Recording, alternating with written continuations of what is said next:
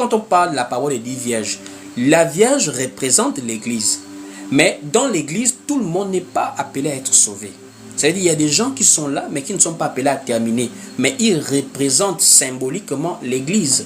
L'apôtre Paul, dans le livre de Actes chapitre 20, fait comprendre qu'il y a des gens qui vont sortir du milieu de l'Église, mais en réalité qui n'étaient pas de l'Église. Quand Paul parle des séducteurs là, Paul ne parle pas des gens qui viendront de l'extérieur. Hein. Paul parle de ceux qui seront même du milieu du troupeau, vont sortir des loups, qui n'ont pas épargné le troupeau. Judas était membre des apôtres.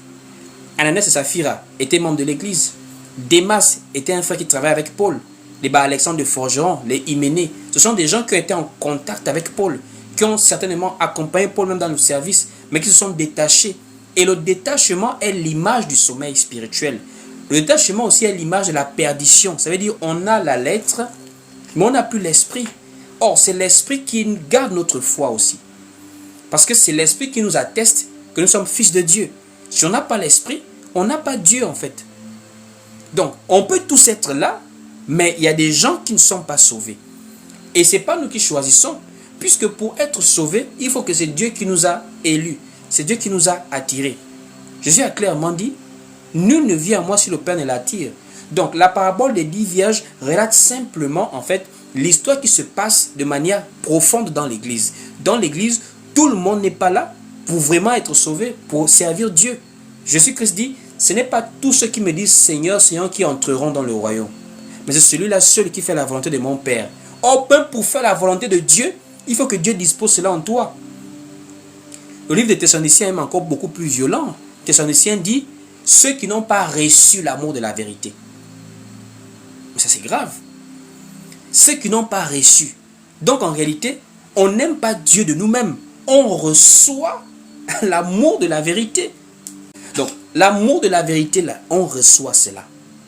Vous n'êtes pas là parce que vous vous êtes réveillé un bon matin, vous aimez Dieu plus que ceux qui sont dans les bars. Hein.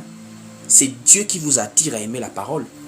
Voici pourquoi Thessaloniciens dit, Paul dit aux Thessaloniciens, ceux qui n'ont pas reçu l'amour de la vérité, là, Dieu leur envoie une puissance d'égarement afin qu'ils croient au mensonge et soient condamnés.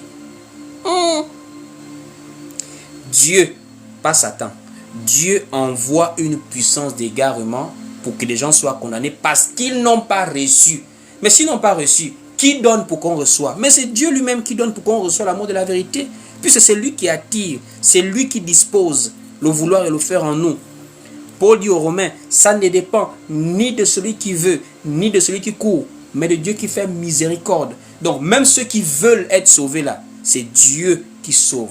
Ce n'est pas l'homme qui par sa propre volonté peut être sauvé. C'est Dieu qui sauve. Cela ne veut pas maintenant dire que Dieu est injuste. Dieu est souverain. Et ça nous rend d'autant plus humbles devant Dieu parce que nous réalisons que notre position ici n'a rien à voir avec nos efforts, mais a tout à voir avec l'amour et le choix de Dieu sur nous en fait.